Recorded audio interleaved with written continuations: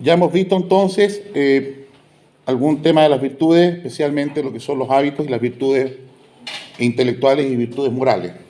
Habíamos dicho entonces que las virtudes intelectuales, habían dos tipos de virtudes intelectuales, que eran las virtudes intelectuales especulativas y las virtudes intelectuales prácticas. Y que las virtudes intelectuales especulativas se circunscribían principalmente a la sabiduría, la ciencia, la inteligencia y principalmente. Hay una segunda línea de virtudes intelectuales, pero que se llaman prácticas, que tienen que ver con la sindéresis, el arte y la prudencia. Cabe mencionar que la prudencia, estando dentro de las virtudes intelectuales prácticas, también está dentro de las virtudes morales. Se reparte como si tuviera dos pies. Un pie en virtud intelectual, porque la prudencia es la que lleva el conocimiento del bien en el acto justo, templado o fuerte. Y también es una virtud moral en cuanto el acto mismo en sí, que sea prudente por el justo medio. Son dos aspectos. La prudencia va a aportar el conocimiento del bien y también, de alguna manera, la prudencia nos va a decir a nosotros cuál es el justo medio virtuoso entre el vicio, que es el exceso, y el vicio, que es el defecto. Y por siempre ponemos el caso de, por ejemplo, situémonos en una especie, en virtudes, por ejemplo, eh, la justicia es el acto virtuoso, lo justo, ¿no es cierto? Pero, sin embargo, entonces hay un defecto en la ganancia mala vida, o en una pérdida, hay un exceso en la ganancia mala vida, que es un vicio, y hay un defecto, que es la pérdida, ¿no es cierto? Por tanto, decimos nosotros que la justicia en sí mismo es el justo medio. Tenemos otros casos como, por ejemplo, eh, eh, la sinceridad como acto virtuoso, y tienes tú el disimulo, que ya vendría como a esconder cosas, sería como el defecto, y el exceso sería la fanfarronería, ¿te fijas? Como sobremostrar algo que no se es, ¿te fijas? Entonces, siempre está el justo medio. Dicho esto, entonces nosotros nos vamos a remitir a trabajar con una virtud especial que son, además de la prudencia, ¿ya? Además de la prudencia, vamos a trabajar con un aspecto que es bien importante. Habíamos dicho que la justicia es la virtud propia de la vida activa, ¿no es cierto? Puesto que la justicia es una virtud para con un otro, es para con los otros. A diferencia de las virtudes, el resto de las virtudes cardinales, como la templanza, la fortaleza y la misma prudencia, son también para con uno mismo. Tal vez la prudencia también es con un otro, pero no tanto como la justicia. Pero la fortaleza y la templanza es para con uno mismo. El dominio de sí, frente a las inclinaciones desordenadas propuestas por los apetitos sensibles, los apetitos del cuerpo, por ejemplo, o el irascible, el dominio de eso por la recta razón es en sí mismo la virtud de la templanza. La mujer templada o el hombre templado va a dominar esas inclinaciones al desorden, esas pasiones desordenadas. Ya habíamos dicho nosotros que las pasiones no son malas, las pasiones son maravillosas, pues qué más hermoso que la pasión de Cristo por nosotros, que da su vida por nosotros. Sin embargo, las pasiones desordenadas son un vicio. Y pasiones como, por ejemplo, la lujuria, la envidia, el irascible, la ira, la malicia, en fin. Y particularmente la gula, y como dije bien, son pasiones del cuerpo que son tremendamente dañinas porque gran parte de lo que son los vicios hoy día están circunscritos a vicios asociados a lo corpóreo, digamos, ¿no? En sus distintas formas. ¿Mm? Entonces, volvamos a la justicia, que decíamos que es una virtud propia de la vida activa, que perfecciona las relaciones entre las personas. Y tenemos nosotros tres tipos de justicia, digamos, ¿no? La justicia legal, que es de un uno con todos los demás, que es el gobernante o el legislador. Después tienes tú un segundo nivel, que son la justicia distributiva, que es de un uno con algunos o con un grupo de. Por ejemplo, justicia distributiva. Los alumnos que vinieron a clase hoy día tienen una décima de regalo. ¿Te fijas? Entonces, ¿cuántos son ustedes? 6. Y yo vengo y digo, por ejemplo, Ustedes tienen el punto, don Israel no. Es una injusticia del punto de vista de la justicia distributiva. Una palabra que yo uso también para injusticia, que es mucho más potente como injusticia, es usar la palabra idaquía, porque viene del griego la idaquía misma, el idaquín. La idaquía es la palabra que más representa la injusticia, porque es la injusticia que violenta al otro, ¿ya? La idaquía. Entonces decimos que la justicia radica en una facultad que también es la voluntad. La justicia tiene que ver con el querer de la voluntad, porque es para con un otro. Por la que queremos lo bueno y lo ponemos en obra, digamos, ¿no? Ahora, si se diferencia del resto de las virtudes cardinales, porque se orienta, como decía, no hacia uno mismo, hacia los otros. Por ahí vamos a citar, por ejemplo, lo que Tomás de Aquino nos dice, el hábito, justicia, el hábito según el cual uno constante,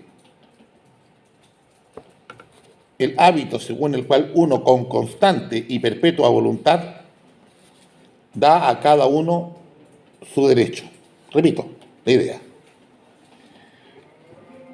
En Tomás de Aquino nos dice, justicia es el hábito en el cual uno, con constante y perpetua voluntad, da a cada uno su derecho. Es decir, lo que le corresponde, lo suyo, lo justo.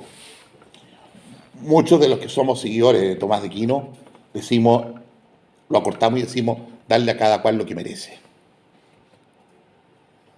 Y ahí la importancia del merecimiento.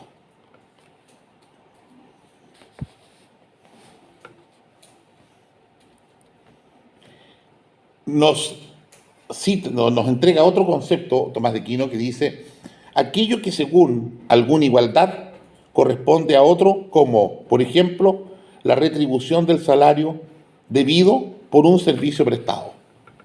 Por ejemplo, usted le piden que participe en la captación de alumnos durante la matrícula y le pagan un valor. Que usted cumpla con eso es una parte, y la otra parte es que la universidad cumpla pagándole las horas que usted trabajó para ello. Entonces, principalmente la justicia se da allí, no tanto en la legal, en la distributiva, sino en la que es la justicia conmutativa, que es de un A con un B y de un B con un A. Es recíproca. Yo diría que gran parte de los actos jurídicos se dan en ese ámbito. Conviene señalar lo que en derecho corresponde a otro identificarse con algo material, un regalo, dinero, un sueldo estipulado, por ejemplo, sino que también puede ser un reconocimiento. El acto de justicia no solamente tiene que ver con algo material, un reconocimiento, un premio, y puede ser un premio, un aplauso. Claro. A una obra hecha, también a una dignidad, una ayuda ante una petición como nuestra, una muestra de piedad, también un acto justo. Es un acto justo, por ejemplo, que el profesor le dé la oportunidad para hacer una prueba a una alumna que lamentablemente, ni Dios lo quiera, no, se le murió el papá y no pudo venir y no alcanzó a justificarse, por ejemplo, y no pudo venir a un examen. Que lo justo es que la persona, por eso que la justicia no puede ser positiva, por eso que la ley positiva es dañina, por eso que los seguidores de Kelsen cometen un acto de suyo, por el hecho de seguir a Kelsen, Hans Kelsen. Ese positivismo jurídico a secas es tremendamente injusto. Es muy difícil que una persona pueda alcanzar la vida virtuosa si dice que sigue el derecho positivo, porque no existe una interpretación del acto mismo, que puede ser con agravante o puede ser con atenuante, morigerar los hechos. No es lo mismo enjuiciar a un chico porque le pegó con un fierro en la cabeza a alguien que es down o que tiene una esquizofrenia que otra persona que está en sus cabales, pues. No es lo mismo. Pero resulta que la ley, del punto de vista kelseniano, de Hans Kelsen, es tremendamente cruda en ese sentido y inexpresiva desde el punto de vista de la interpretación. no acepta la interpretación, ¿te fijas? El positivismo es así, gravísimo. En derecho tiene que haber un tema, que una dimensión jus naturalista y también una dimensión sociológica, digamos, además. Bien, por igualdad en derecho se entiende la correspondencia o ajuste, justicia, entre actos de una persona y lo que debe recibir por ello, como se pone de manifiesto en el caso del salario que puse recién. Es decir, una persona que entrega algo y la otra persona recibe otra cosa. Esta igualdad viene señalada por la naturaleza de las cosas. Cuando alguien da tanto para recibir, da tanto para recibir, da tanto para recibir. Da tanto y recibe tanto. En realidad, en sí mismo diríamos que la justicia está sustentada en el concepto del trueque. Una vez reconocido este criterio que emana de las cosas mismas y que da lugar al derecho natural, se puede establecer una igualdad según convención, que es el derecho natural. Y recién de ese derecho natural puede aparecer un derecho positivo, pero parte del derecho natural. Y fíjese que cabe mencionar que el derecho natural viene de un origen muy elevado, que es el derecho divino. Pues, ¿cómo el derecho divino? Bueno, ustedes comprenderán que las legislaciones del mundo todas tienen contemplado el decálogo, los 10 mandamientos. No hay ninguna legislación del mundo en que no esté penado el robo, 10 mandamientos, la mentira ante los tribunales, 10 mandamientos, el asesinato, 10 mandamientos, incluso la pena por asesinato por parricidio es mucho más elevada que el asesinato normal. Por tanto, también tiene usted allí honrar padre y madre. En fin, usted tiene el hurtar, el mentir, usted puede mentir en el tribunal. Entonces, gran parte del decálogo, casi todo, está plasmado en todas las constituciones del mundo. Así que no es tan fácil decir que el derecho natural no tiene un sustento en el derecho divino, digamos, ¿no? Bien, yo les voy a hacer llegar el apunte de esto, que es bastante trivial. Eh, no es mucho lo que más allá voy a preguntar de la justicia, pero sí me interesa la fortaleza y la templanza. Esto me interesa sobremanera. Entonces, decimos lo siguiente, y quiero que quede grabado esto, de la fortaleza y la templanza. De cara a la consecución del fin último, las virtudes de fortaleza... Voy más lento, ¿quieres escribir? Bien. De cara a la consecución del fin último,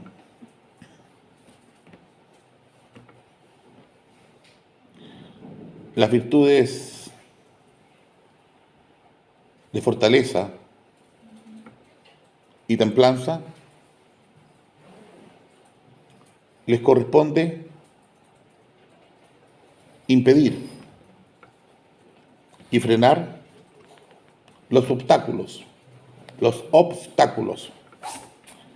procedentes de nuestros apetitos y pasiones, obstáculos que se interpongan a la consecución de tal bien como fin.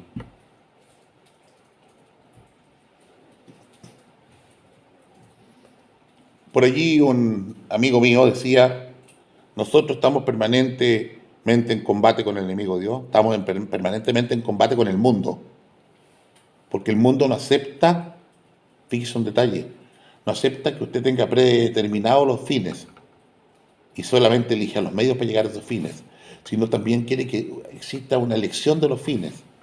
Y la pregunta que yo le hago a usted, ¿cómo es posible que usted pueda elegir los fines si el fin del entendimiento es el conocimiento de la verdad? Por tanto, si usted elige los fines, ¿me va a decir que va a elegir algo como fin del entendimiento que no es la verdad?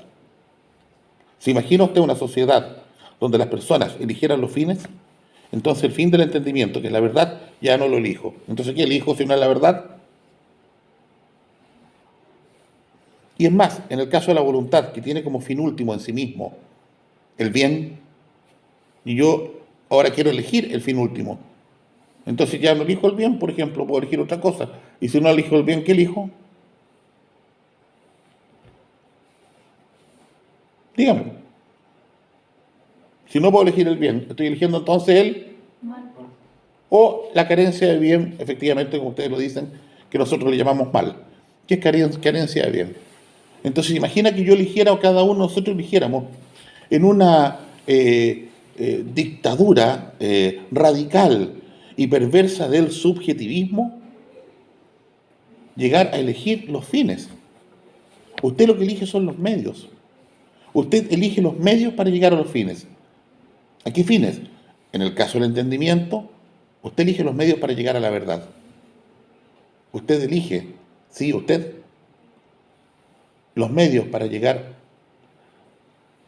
al bien, del punto de vista de su voluntad. Incluso si usted me presiona un poco, del punto de vista de sus actos morales,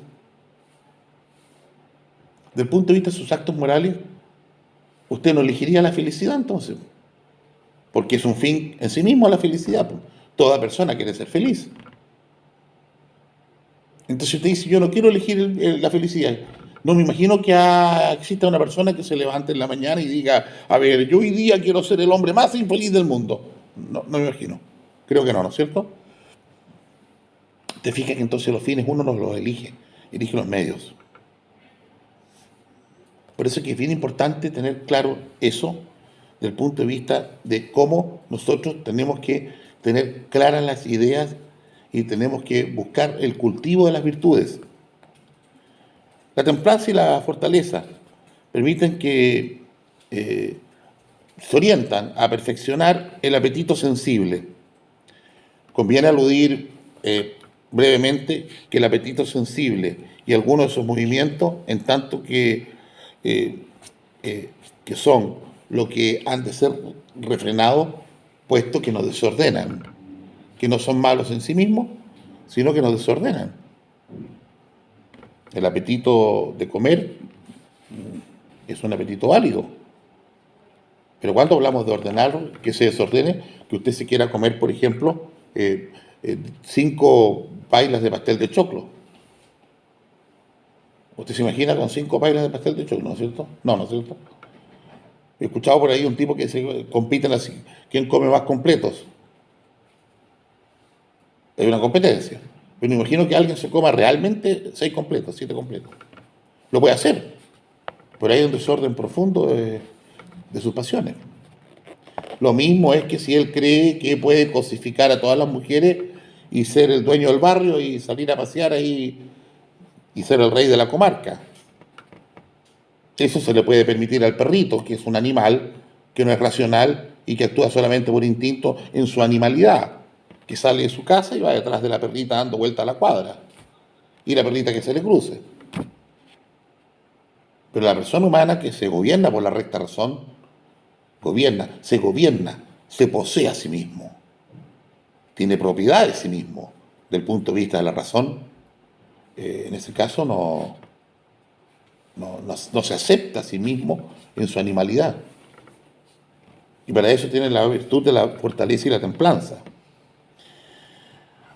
Por este apetito apetecemos lo que sensiblemente conocemos como agradable. Por cierto, apetecemos las cosas que son agradables.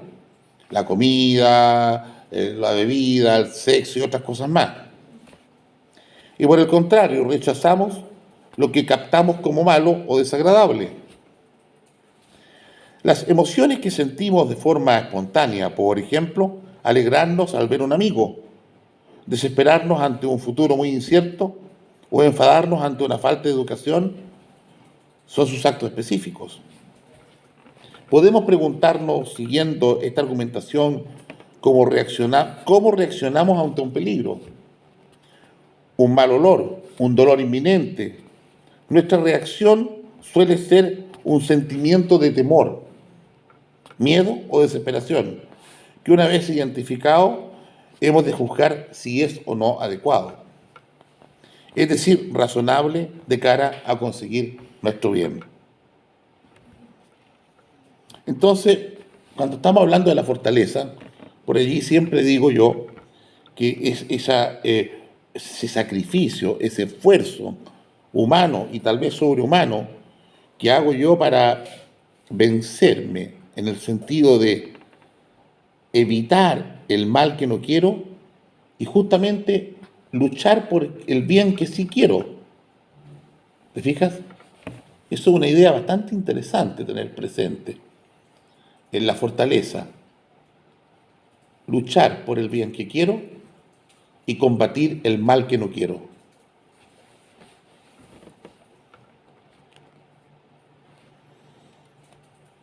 Decimos que ante un bien que amamos, pero que es difícil de conseguir, necesitamos una virtud. Necesitamos una virtud que nos permita resistir y actuar con firmeza de ánimo.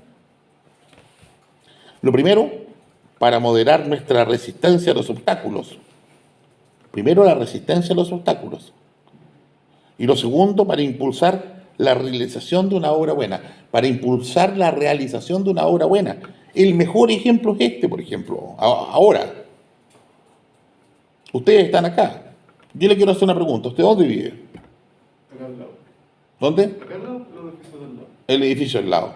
Bien, honesto, pero listo. ¿Y usted? Y Laguna Redonda. Laguna Redonda, aquí al lado en Lorenzo Arenas, por ahí, ¿no? ¿Y usted? En Tomé. En Tomé. Mire usted. Para allá quería llegar yo.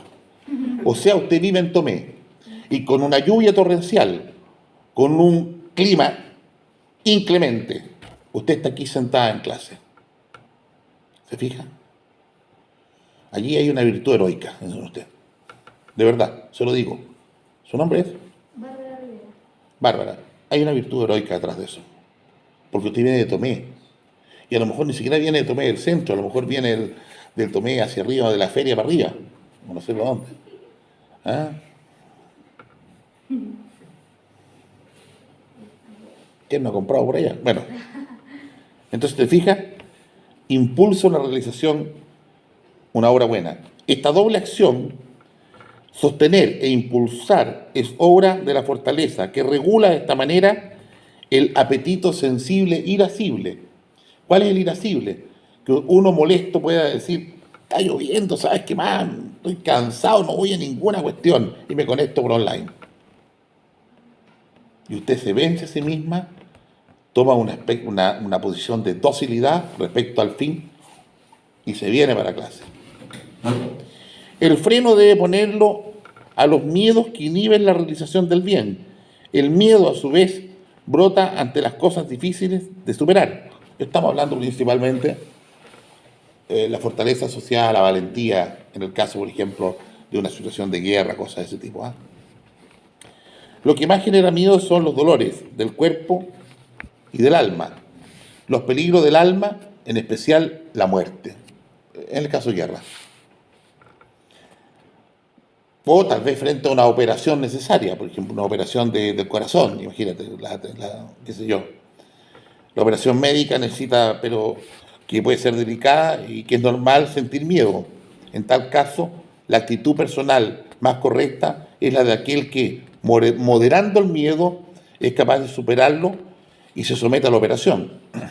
Del mismo modo, el miedo de circular por una carretera con hielo puede ser bueno por la posibilidad real de tener un accidente. Nos lleva a manejar con mayor precaución y buscar rutas alternativas, que va asociado a cómo usted evita los obstáculos o vence los obstáculos.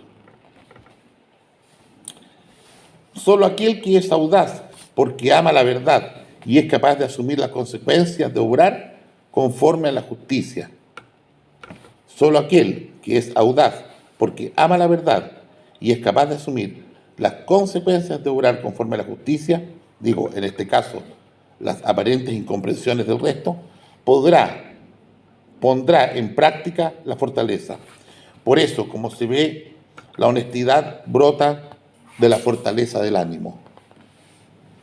La honestidad brota de la fortaleza del ánimo. Cuando a usted le dicen, señor, si usted se queda callado con lo que acaba de descubrir en su computador y que afecta a todo el departamento nuestro, a usted le damos participación en estas ganancias ilegales que tenemos. Y usted se queda sin la ganancia, con el tremendo temor de perder el trabajo pero usted se mantiene firme. La fortaleza, como toda virtud moral, se sitúa entre dos excesos: el temor excesivo que reprime y la impavidez o temeridad. El primero se da por exceso de temor, en tanto que el hombre teme lo que no conviene o más de lo que conviene. Y el segundo, temeridad, se da por el defecto en el temor, en cuanto no se teme lo que se debe temer. El término medio es la fortaleza o valentía que, previa reflexión, nos hace afrontar los miedos injustificados o no racionales, pero sin exponerse a los peligros innecesarios o superiores a nuestra fuerza. A la fortaleza se adscriben virtudes potenciales como la magnanimidad, la magnificencia, la paciencia y la perseverancia. La magnanimidad implica una tendencia del ánimo hacia cosas grandes.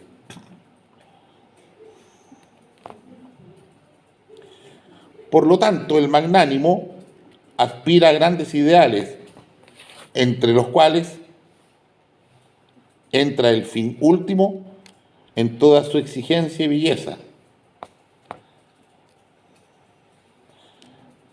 Se le opone el vicio de presunción al buscar algo por encima de sus propias fuerzas, mientras que por defecto se opone al vicio de la pusilanimidad, por el que uno infravalora sus capacidades. Por otro lado, la magnificencia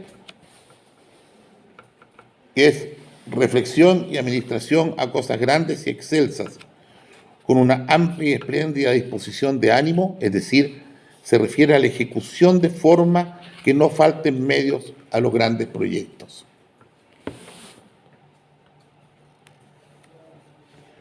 A la magnificencia se le oponen los vicios de la mezquindad y la vanausía, libremente traducida como consumismo. A la magnificencia se le oponen la mezquindad y la vanausía, o el uso tendiente a lo vano, vanausía, pero que se traduce hoy día como consumismo. ¿Y por qué consumismo? Porque el vicio está en que la persona ha puesto su felicidad como reposo en el alma en la compra de bienes materiales, soslayando que el reposo del alma es de algo espiritual, porque el alma es espiritual. Por tanto, los bienes espirituales son los que realmente provocan reposo en el alma y no los materiales. Hay un reposo en el alma por lo material, por cierto, pero muy pequeño, en tiempo y en profundidad, en intensidad. En cambio, el salvarle la vida a su mamá, o el lograr un doctorado, o ayudarle a un niño para que llegue a ser profesional porque usted lo educó, un niño que de la calle, usted tomó al chico a los 3 años y hoy día el chico es un gran médico, eso no se compra no es material, ¿me entiende? El magnífico se fija principalmente en la magnitud de la obra y secundariamente en la magnitud del gasto, la cual no le impide realizar una obra grande.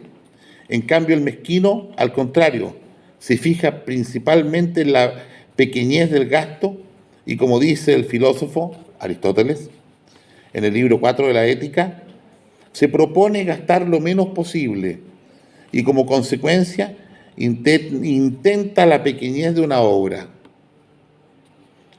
la cual no elude con tal de hacer poco gasto. O sea, prefiero no hacer la obra y no gastar.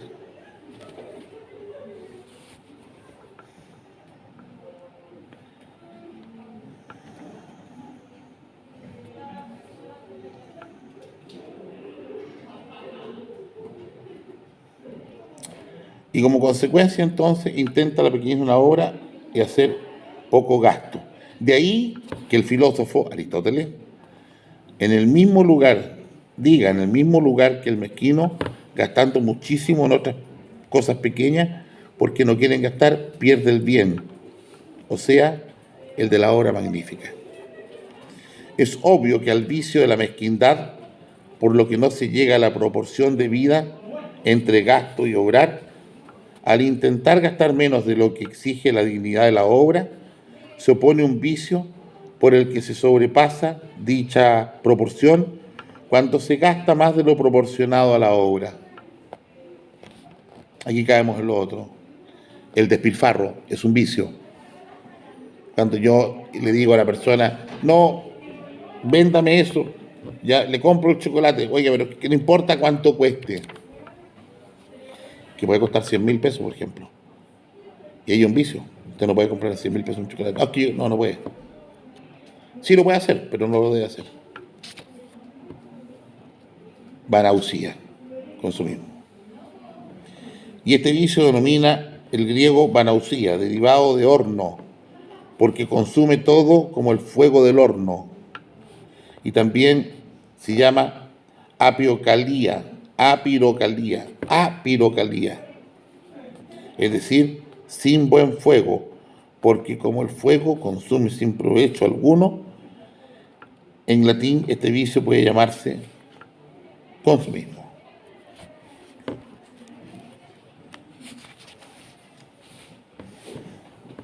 La paciencia y la perseverancia se orientan a resistir dentro de la fortaleza.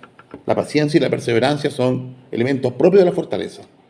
Porque el tipo que tiene fortaleza para lograr el bien que quiere y evitar el mal que no quiere, tiene, primero que todo, paciencia.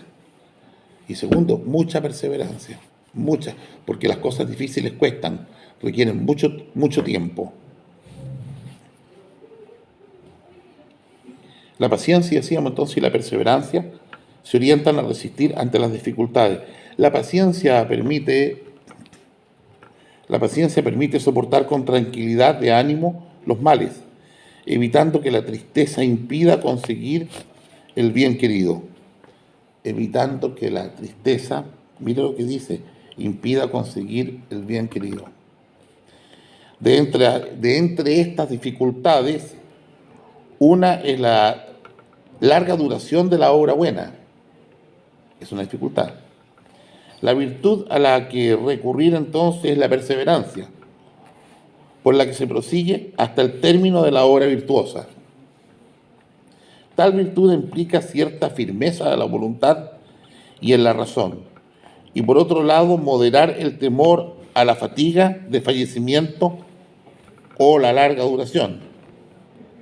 Además, la perseverancia viene a ser un término medio entre la flojera o molicie y la porfía o pertinacia, por la que uno se aferra a su juicio propio y persevera en el más de lo que le conviene. Molicie consiste en que uno se aparte de la facilidad del bien por dificultades que no puede soportar. Repito, la molicie consiste en que uno se aparte con facilidad del bien por dificultades que no puede soportar. Este constituye la esencia de la molicie, ya que muelle o blando se llama a lo que cede fácilmente al tacto.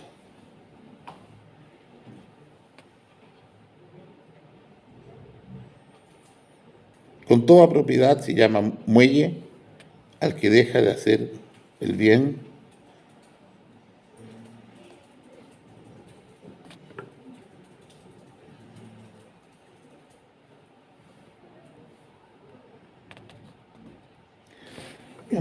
con toda propiedad entonces se llama muelle al que deja hacer el bien por molestias causadas por el hecho de obrar sin sentir placer, pues retrocede, por así decirlo, por motivos de poca importancia.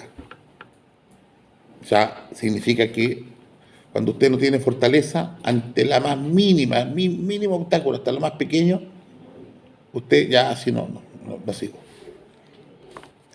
De esta forma, a la fortaleza se oponen los vicios de cobardía, impavidez y temeridad, mientras que las virtudes potenciales se oponen a la presunción, ambición, vanagloria, pusilanimidad, mezquindad, o molicie o pertinencia. Esta virtud de la fortaleza es fundamental en la vida moral, pues el bien siempre encuentra resistencia interna o externa. Lo que significa que si usted tiene la virtud de la fortaleza, le es más fácil en todo ser virtuoso, porque le va a servir esta fortaleza para el resto de las virtudes, para el cultivo, para el hábito de esas otras virtudes. Terminamos con la templanza, que a diferencia de la fortaleza, nos hace superar las dificultades y obstáculos que nos separan del bien. La virtud de la templanza nos permite gozar de los placeres sensibles de una manera ordenada y adecuada, sin desviarnos del fin, la verdadera felicidad. Sin desviarnos del fin, que es la verdadera felicidad. La templanza modera por eso el apetito sensible concupiscible, que se compone de irascible, lujuria, gula y otros más.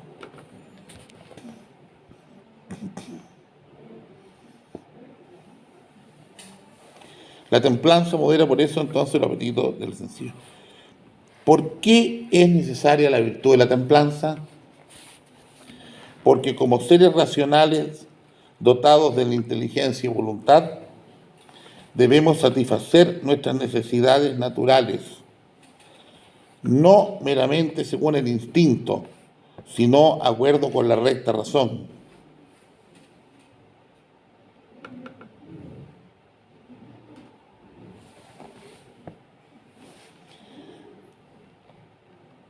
Sino de acuerdo a la recta razón, abierta a la ley natural, que es capaz de valorar el placer o deleite según le corresponde. Cuando decimos que es abierto a la ley natural, con el equilibrio de la naturaleza. En la naturaleza está todo absolutamente perfecta y matemáticamente equilibrado, todo.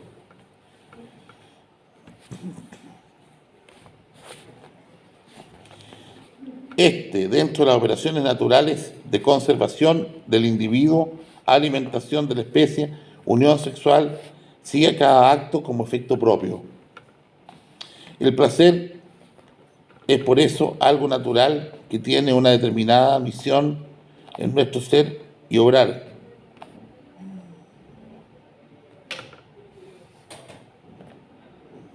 El placer es por eso algo natural que tiene una determinada misión en nuestro ser y obrar. Sin embargo, puede darse de forma tan vehemente que nos incline a salirnos de la medida racional y a la hora de satisfacerlo, ir a buscar el placer solo por el placer, independientemente de la obra que es capaz de ser acompañada.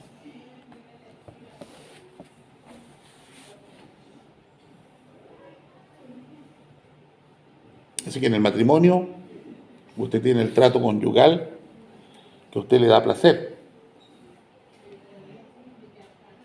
pero usted tiene el trato conyugal en razón de otro fin, que es tener familia, tener hijos y también transmitirle corpóreamente un afecto a su esposa. Pero es un medio para el fin que es amar a la esposa y a la familia, entendiendo el fin de la familia como el sacramento de la fidelidad a la prole y el amor a la esposa. Y es un medio más, como le sirvió desayuno al día siguiente, o como le llevó una flor y le dijo: gracias, eres el mejor regalo que Dios me ha dado. Y esto entonces es un medio. No pasa a servicio cuando se transforma en un fin, el placer del trato conyugal. El placer es por eso algo natural que tiene una determinada misión en nuestro ser y obrar.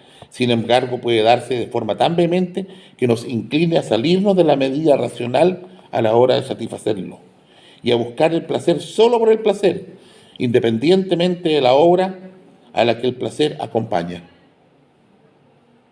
¿Amo a mi esposa o amo lo que ella tiene? ¿Amo a mi esposa por lo que ella es o amo por lo que ella hace o tiene? Creo que amo. Su vehemencia puede además dificultar el normal ejercicio de la racionalidad y la voluntariedad. Tal cosa puede suceder el que bebe alcohol inmoderadamente solo porque así se siente bien y se va del mundo real. Por eso tal vehemencia requiere ser moderada por la templanza. Y usted, jovencito, no se toma nunca 3 piscolas porque sabe que con la tercera se fue de espalda. Las partes subjetivas de la templanza moderan el recto goce del placer sensible en relación con la comida, la bebida y el placer venéreo, el placer sexual. La abstinencia modera la inclinación a la comida, haciendo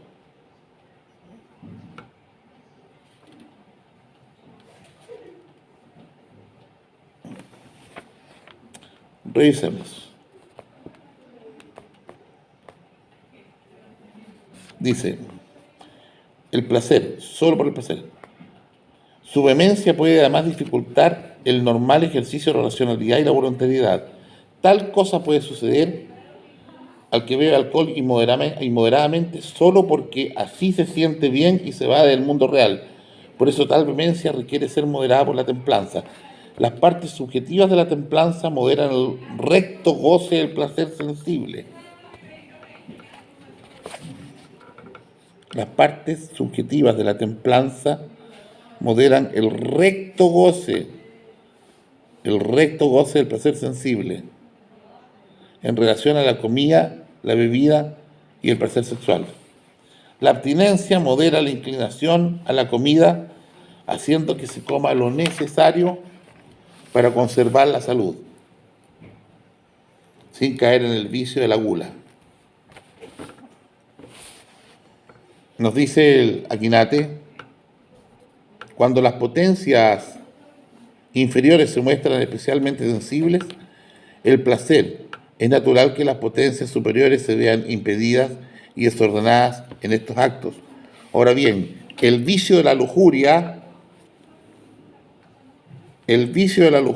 hace que el apetito inferior, el concupiscible, se ordene de un modo vehemente a su objeto propio, lo deleitable, debido a la impetuosidad del deleite. De ello se sigue, lógicamente, que las potencias superiores, entendimiento y voluntad, se sientan altamente desordenadas por la lujuria.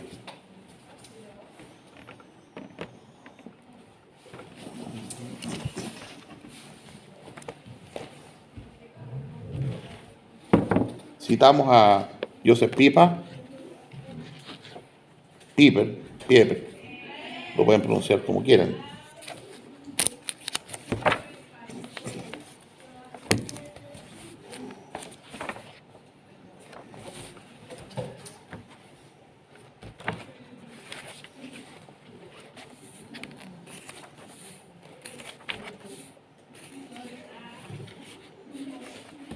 Vamos a tocar un tema que tiene que ver con esto para cerrar este punto.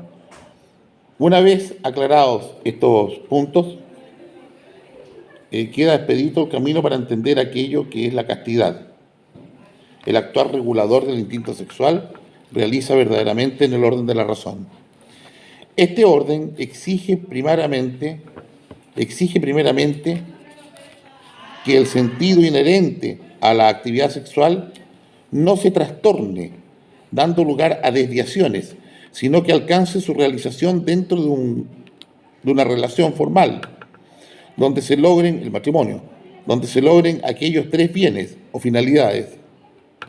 Luego requiere que se pongan a salvo la constitución moral de la persona y, por fin, que no se viole la justicia entre los hombres. Como se ve, se trata de un orden óntico, ontológico, introducido en el instinto sexual con la primera creación y de un orden superior de elevación que se instauró en la segunda creación, que es la obra de Cristo histórico. Se trata de una esencia moral de la persona humana que está integrada por naturaleza y gracia, y se trata, por fin, del orden entre los hombres, el cual queda garantizado no ya por la justicia puramente natural, sino a través de una justicia más alta, que es la caritas o caritatis. Amor sobrenatural a Dios y a los hombres. Todo esto significa que en el reino de la apetencia sexual, la castidad es el orden correspondiente a la verdad de las cosas y del hombre, según nos es conocido por la razón natural y nos enseña la revelación.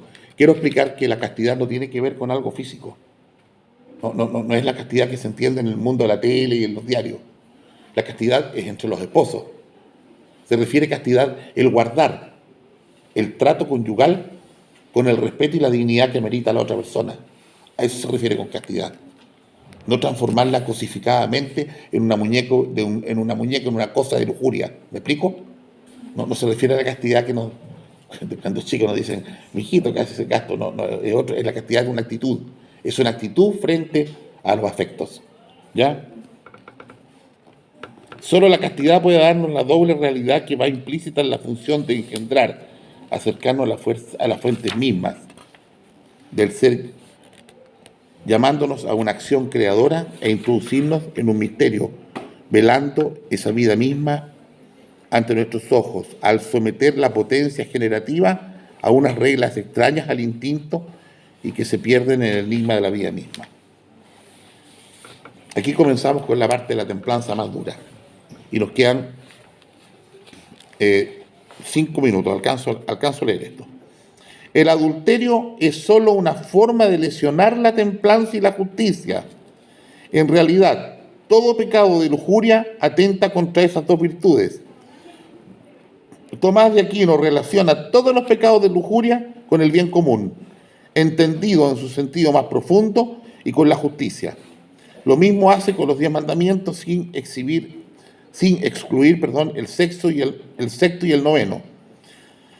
Sobre la simple fornicación, en la que, a diferencia del adulterio, no se lesiona el derecho de un tercero por ser trato sexual entre no casados, ni la libertad de otra persona, como es el caso de la violación, leemos, sin embargo, en la Suma Teológica, esto es grave pecado, va dirigido directamente contra la vida del hombre. La simple fornicación lleva consigo un desorden que equivale al daño perpetrado contra la vida de una persona, que es aquella que nacerá de tales relaciones sexuales. La fornicación simple atenta contra los derechos del niño, por eso son pecados graves. Vamos a la segunda parte, que es más pesada todavía. Lujuria y prudencia, cerrazón y realidad. ¿Por qué y de qué forma puede decirse que la falta de templanza descompone la estructura de la persona moral? Escucha esto. La virtud que más daña por las faltas de moderación es la prudencia. La virtud que más se daña por las faltas de moderación es la prudencia. Y casi todos los casos en que tal situación se presenta están provocados por la lujuria. Esta da lugar a una ceguera del espíritu que incapacita para ver los bienes del espíritu. La lujuria quita la fuerza de voluntad. En cambio, la virtud de la castidad, más que ninguna otra, hace capaz al hombre y lo dispone para la contemplación de Dios. Esa actitud, digo, de castidad que tienen los propios padres de uno, digamos, ¿no? En todas estas frases no habla Santo Tomás de una relación a larga distancia de las causas con su efecto. Quiere decir, repito, en todas estas frases no habla Santo Tomás de una relación a larga distancia de las causas con su efecto. Quiere decir que el espíritu que vuelve ciego por la lujuria no es como una planta que se secó por falta de lluvia. La forma de hablar de Tomás de Aquino da a entender que no se muere el alma porque le falta algo, sino porque algo positivamente la envenena. No es por falta de agua, es por introducción de un veneno. La lujuria no mata por un efecto retardado, sino que lleva a la destrucción en sí misma como una particularidad del propio ser. El ser del hombre consiste en ser de acuerdo con la razón. Por eso, cuando se dice que uno se atiene al dictado de la razón, dícese que él es fiel a sí mismo. Toda persona que se gobierna por la recta razón tiene una fidelidad a sí mismo.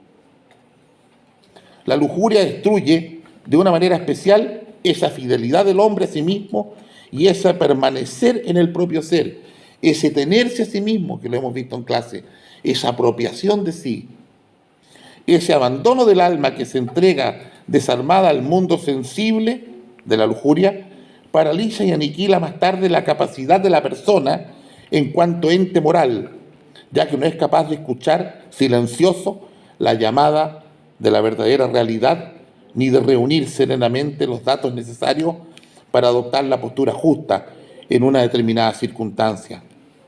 Esto es lo que quiere decirse en aquella frase de Tomás de Aquino en que se habla del mal uso y corrupción de la prudencia, de la ceguera del espíritu y de la desaparición de la fuerza de voluntad.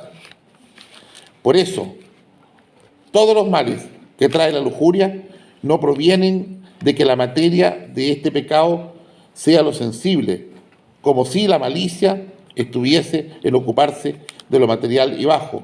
Al revés, el dirigirse a lo sensible, el contar con él, algo absolutamente imprescindible para que el hombre pueda tomar cualquier clase de decisión. Incluso es algo que pertenece directamente a la esencia de la prudencia, el mirar cara a cara todas las realidades que pueden condicionar o situar el obrar humano. A lo largo de todo el tratado sobre la prudencia, no leemos en Santo Tomás ni una frase que pudiera significar discriminación despectiva de lo bajo contra lo alto o de lo material contra lo espiritual. Más bien advertimos que según su pensamiento, las realidades llamadas sensibles o inferiores juegan un papel tan importante como las altas y espirituales en el conjunto de las circunstancias que condicionan la conducta moral. O sea, que la ceguera o la sordera que produce la lujuria no provienen de una entrega a lo sensible sexual. Al pensar así sería maniqueo y anticristiano. Lo destructivo del pecado contra la castidad viene de que por ella el hombre se ha hecho parcial, se inestabiliza para recibir la totalidad de lo que realmente es. El hombre no casto quiere, pero de forma referida inmediatamente y en exclusiva a sí mismo. Fíjese bien, el hombre no casto quiere, pero no de forma referida inmediatamente y en exclusiva a sí mismo, siempre se haya distraído por un interés ilusorio que no es real. La obsesión de gozar, que lo tiene siempre ocupado, le impide acercarse a la realidad serenamente y le priva del auténtico conocimiento. Termina diciendo Santo Tomás, aquí el ejemplo del león, que al parecer un ciervo no es capaz de ver en él más que un carácter de presa. En un corazón lujurioso ha quedado bloqueado el ángulo de visión de un determinado sentido. El mirador del alma se ha vuelto opaco, está empolvado por el interés egoísta que no deja pasar hasta las emanaciones del ser. No nos cansamos de repetirlo.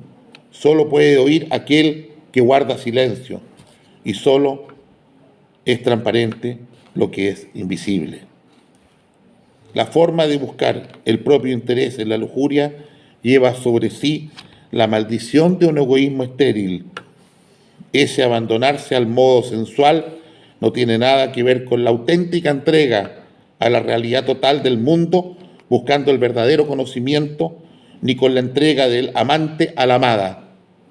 La lujuria no se entrega, no se da, sino que se abandona y se doblega. Va mirando la ganancia, corre tras la caza del placer. Una entrega limpia no conoce precios ni entiende de recompensas. Puro es el corazón que ama a Dios sin pensar en el pago. Gratis Deus amatur. Siguiendo este pensamiento, quisiéramos hacer aquí la observación, que es sumamente importante para los que tienen a su cargo el formar a la juventud y convencer y hacer ver a los jóvenes: la esencia de la lujuria es el egoísmo. La esencia de la lujuria es el egoísmo. Y si hay algún caso de pecado contra la castidad, donde el egoísmo esté ausente, podrá hablarse de ligereza, de curiosidad, de una emoción totalmente natural que no puede ser enjuiciada moralmente, pero no propiamente de lujuria. Aquel trastorno producido por la facultad cognitiva es tanto más serio cuanto que imposibilita un conocimiento que había de versar sobre la esencia misma del hombre, sirviendo así de fundamento a las decisiones morales. Ite missa est. La clase ha terminado.